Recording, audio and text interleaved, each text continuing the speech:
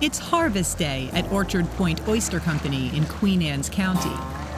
And while most of the farm's float-raised oysters are destined for the raw bar, this morning, founder Scott Budden and his team are pulling up something a little bit different. We're ending up with some larger oysters with demand being down due to the pandemic. We just saw pretty much a collapse in the demand from restaurants overnight. But the oysters kept on growing. We found a way to actually come up with a second brand to move some of them. These are the Orchard Point Primes. The primes are 4 inches and up. The idea behind those is that they're actually great for cooking. The meat content is so large that they remain plump and there's still a substantial amount of meat. Like all animals, oysters grow by eating, something they do pretty much constantly. And here in the Chesapeake Bay, hungry oysters, whether wild or farmed, serve an important ecological function. Oysters are a filter feeder by their very nature. As water flows through their gills, basically any algae, phytoplankton that passes through that, they will actually consume that algae and take it out of the water column. That algae is a byproduct of nutrient runoff caused by agriculture and industry, meaning that as they feed, these shellfish are actually helping to clean up the bay. You can see how it works firsthand at Orchard Point's nursery in Eastern Bay. Every oyster that Scott sells gets its start right here. They're about the size of a grain of sand back then, and we basically put them in these land-based tanks and pump water actively through the oysters, and it basically is bringing a fresh supply of food to them constantly. As the water flows past the baby bivalves, they chow down, filtering out the algae and leaving the water cleaner and clearer.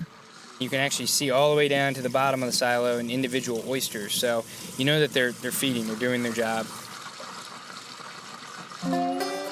Once the young oysters reach a certain size, they're transported about 8 miles away to Orchard Point's large float lease on the Chester River, where they'll spend most of their lives, 12 to 14 months, feeding, filtering, and periodically, tumbling.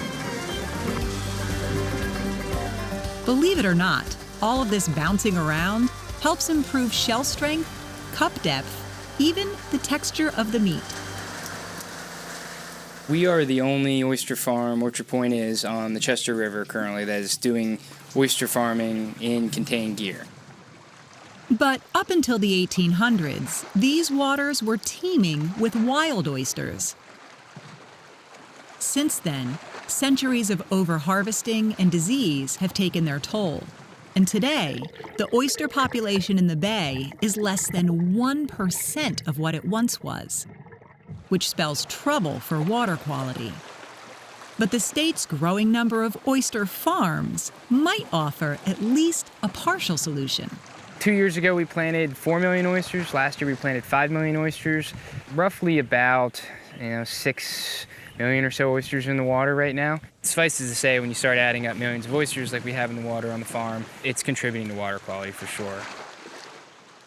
And as of 2019, farmers like Scott can actually cash in on the oyster's filtration function by taking advantage of something called the Nutrient Credit Marketplace, a market-based solution to pollution. Basically, the idea there is that people who are net dischargers of, in this case, nitrogen or phosphorus, the two main nutrients polluting the bay, they're actually beholden to certain reductions based on state law. Through the Nutrient Credit Marketplace, a discharging organization, like a wastewater treatment plant, can offset the nutrients it's putting into the water by buying nutrient credits. A discharger would purchase credits from somebody like us who is a net reducer of nitrogen or phosphorus. The cost for an oyster taking a pound of nitrogen out is way less than, say, upgrading a wastewater treatment plant. So it's a way to basically save the discharger some money and to then allocate some of that money to a coastal industry where there's not a lot of success stories in coastal fisheries right now. It's a pretty new idea. In fact, back in the fall of 2019, Orchard Point became the first oyster farm to participate in a nutrient credit trade. selling 4 credits to the Baltimore Convention Center. Convention Center is not really a discharger, but they wanted to raise the public awareness of how this market system works. I think it could be a huge thing for growers because it really could help supplement the cost of doing business as we know it. Which could eventually lead to more oyster farms and more oysters in the bay.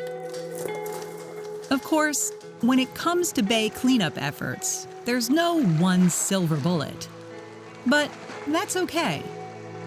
Oyster farming is definitely, I think, a tool in the toolkit to help improve the health of the bay and water quality in the bay. You know, if you're suffering from death by 1,000 cuts, you're going to need 1,000 different solutions. So it's not the end-all be-all, but I think we have to do whatever we can, and this is what we're doing personally.